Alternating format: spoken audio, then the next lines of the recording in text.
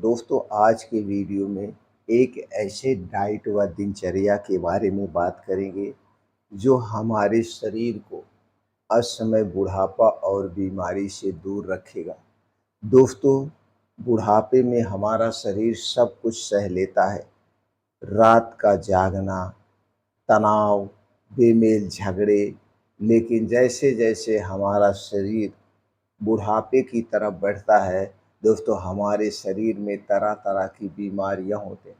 हमारे शरीर का वात, पित्त, कफ डिसबैलेंस होने लगता है और हम असमय मृत्यु के शिकार हो जाते हैं। यानी कि जो हमारा नेचुरल लाइफ है वो भी कम हो जाता है। तो आज के वीडियो में हम ऐसे ही डाइट और दिनचर्या के बारे में बात करेंगे, जो डाइट व दिनचर्या आपको दोस्तों बुढ़ापे की जो कमज़ोरी है, बुढ़ापे में जो बीमारियां होती हैं, आप उनसे दूर रहेंगे।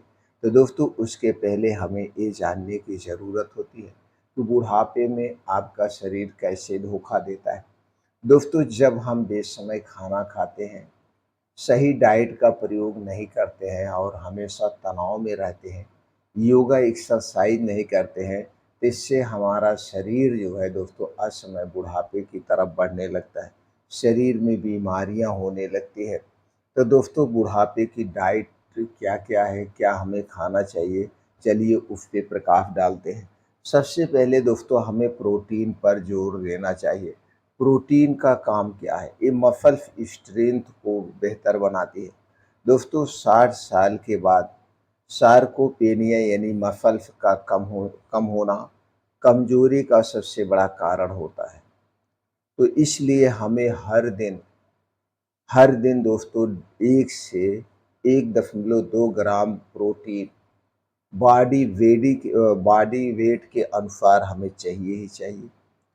अगर हम इसके स्रोत की बात करें तो जिसमें सबसे ज़्यादा विटामिन प्रोटीन पाया जाता है वो है दोस्तों दालें, मूंग, स्प्राउट, दूध, दही, पनीर, अंडा, मछली। लेकिन हम दूध दही की बात करें यानी डेयरी प्रोडक्ट की बात करें, तो डेयरी प्रोडक्ट आपके घर का होना चाहिए। पैकेट का डेयरी प्रोडक्ट खाने से कोई मतलब नहीं है, वो दोस्तों आज के समय में शुद्ध नहीं है। तो दोस्तों इसे अपने डेली रूटीन में शामिल करिए। प्रोटीन को दिन भर में एक बार में नहीं लेना चाहिए, इसे डिवाइड डोज करके लेना चाहिए। यानी कि 3 से 4 हिस्सों में बांट के लें जिससे पचने में आसान। दूसरा है जो हमारे शरीर को असमय बुढ़ापे और बीमारी से बचाता है, शरीर को मजबूत बनाता है, वो है कैल्शियम और विटामिन डी। कैल्शियम और विटामिन डी हड्डियों की मजबूती के लिए बहुत ज़रूरी है। दोस्तों जैसे जैसे हमारी उम्र बढ़ने लगती है, वैसे वैसे हमारे शरीर में ऑस्टियोपोरोसिस यानी फ्रैक्चर का खतरा तो बढ़ जाता है। तो इसलिए हमें अपने शरीर के हिसाब से डेली कैल्शियम और विटामिन डी से भरपूर चीज़ों का सेवन करना चाहिए। अगर हम दोस्तों कैल्शियम की बात करें, तो कैल्शियम सबसे ज़्यादा जो पाया जाता है वो सफ़ेद तिल, आपका दूध हो गया, मूँगफली हो गया, हरी सब्जियाँ हो गई, कुछ मौसमी फल हो गए, उसमें भी कैल्शियम पाया जाता है। तो इन चीज़ों को अपने डेली रूटीन में शामिल करिए। इसके साथ-साथ अगर हम विटामिन डी की बात करें, तो विटामिन डी के लिए आपको कुछ एक्स्ट्रा खाने की ज़रूरत नहीं है। डेली उगते हुए सूरज के सामने यानी सुबह-सुबह या ढलते हुए सूरज के सामने यानी शाम को 20 मिनट से 30 मिनट का समय आप व्यतीत करिए, तो आपके शरीर में कभी विटामिन डी की कमी नहीं होगी और विटामिन डी की कमी के कारण जो समस्याएँ होती हैं, वो समस्याएँ नहीं होंगी। आपके शरीर की हड्डियाँ, मांसपेशियाँ कमज़ोर नहीं होंगी।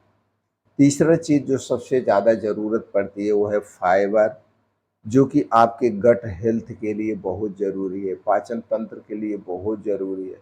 लेकिन आज के समय में हम फाइबर वाली चीज़ें बहुत कम ले रहे हैं। हम तली भुनी चीज़ें ले रहे हैं, मैदे वाली चीज़ें ले रहे हैं, जबकि मैदे मैदे में फाइबर बिल्कुल नहीं पाया जाता। ये हमारे स्वास्थ्य के लिए, गट हेल्थ के लिए, आंतों के लिए बहुत ही दोस्तों बहुत ही नुकसानदेह है। इसीलिए आज के समय में आंतों से संबंधित कई सारी समस्याएं हो रही हैं। तो दोस्तों अपने खाने में सबसे ज़्यादा फाइबर वाली चीज़ों का सेवन करिए। फाइबर वाली चीज़ें जो है बुढ़ापे में आपको कब्ज़ से बचाएँगी, पेट से संबंधित बीमारी से बचाएँगी। अगर हम फाइबर वाली चीज़ों की बात करें तो साबूत अनाज, दलिया, ओट्स, मौसमी फल, पपीता, सेब, अमरूद, ये ताज़ा जो मौसमी सब्जियां हैं, फल हैं, इनमें भरपूर मात्रा में पाया जाता है।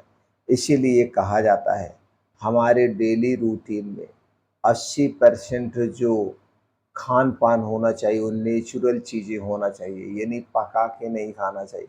ज़्यादा से ज़्यादा सब्जियां हों, फल हों, सलाद्स हों, इन्हें हमें खाना चाहिए। बीन्स को रात में भिगो के खाना चाहिए। ड्राई फ्रूट भी रात में भिगो के सुबह ले सकते हैं। इससे क्या होता है, इससे दोस्तों आपका पाचन तंत्र स्ट्रांग होता है, आंतें मजबूत होती है। चौथा हमें ध्यान देने की ज़रूरत है कि डिहाइड्रेशन से बचना चाहिए, हमें हाइड्रेट रहना चाहिए। दोस्तों बुजुर्गों में अक्सर देखा गया है प्यास का सिग्नल थोड़ा कमज़ोर हो जाता है, इसलिए बिना प्यास के भी कभी-कभी हमें पानी पी लेना चाहिए, जिससे हमारे शरीर में पानी की कमी ना हो।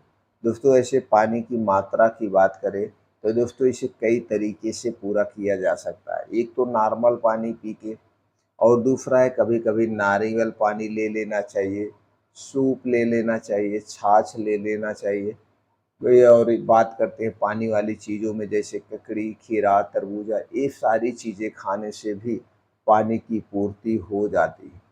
अब इसके बाद हमें ध्यान देने की ज़रूरत है ब्रेन हेल्थ फूड, यानी जो हमारे मेमोरी लॉस से बचाए, हमारी मेमोरी को स्ट्रॉन्ग बनाए।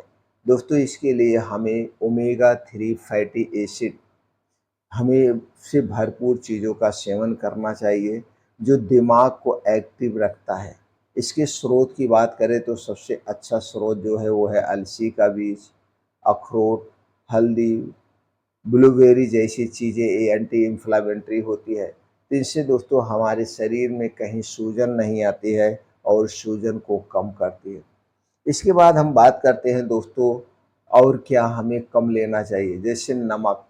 नमक वाली चीज़ें हमें कम लेना चाहिए। इस उम्र में हमें कम नमक का प्रयोग करना चाहिए और शुगर तो ना के बराबर लें।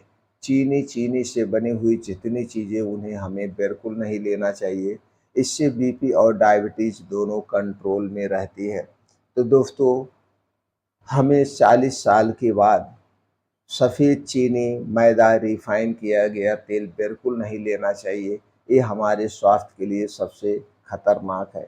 अगर हम बात करें तो दोस्तों दिनचर्या की, तो दिनचर्या में सबसे पहले हमें विशेष ध्यान देने की ज़रूरत है, समय से सोना चाहिए, जिससे 7 से 8 घंटे की नींद पूरी हो जाए। इसके लिए आपको रात का खाना सूर्य डूबने के पहले खाना पड़ेगा और 10 बजे तक सो जाना चाहिए।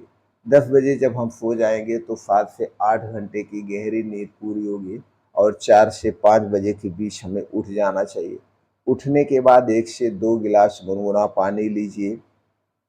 1 से 2 गिलास गुनगुना पानी लेने के बाद आप फ्रेश होने के लिए जाइए। इसके बाद दोस्तों डेली 1.5 से 2 घंटे का समय निकालिए। इस 1.5 से 2 घंटे के समय में आप कम से कम 4 से 5 किलोमीटर का तेज़ गति से मॉर्निंग वॉक, योगा, प्राणायाम, मेडिटेशन करना चाहिए। इससे आपका शरीर हमेशा एक्टिव रहेगा और दोस्तों स्वस्थ और निरोग रहेंगे। 10 से 15 मिनट का हमें 10 से 15 मिनट का हमें रोज़ मेडिटेशन करना चाहिए। मेडिटेशन करने से हमारे अंदर की नेगेटिविटी ख़त्म होती है, हमारे अंदर पॉजिटिविटी आती है और साल में एक बार दोस्तों हमें lipid profile, liver function test यानी एलएफटी, केएफटी और बीपी की जांच ज़रूर कराना चाहिए। इससे हम दोस्तों बड़ी बीमारी होने से बचेंगे और समय रहते हम सावधानी बरत के इन सारी समस्याओं से दूर रह सकते हैं।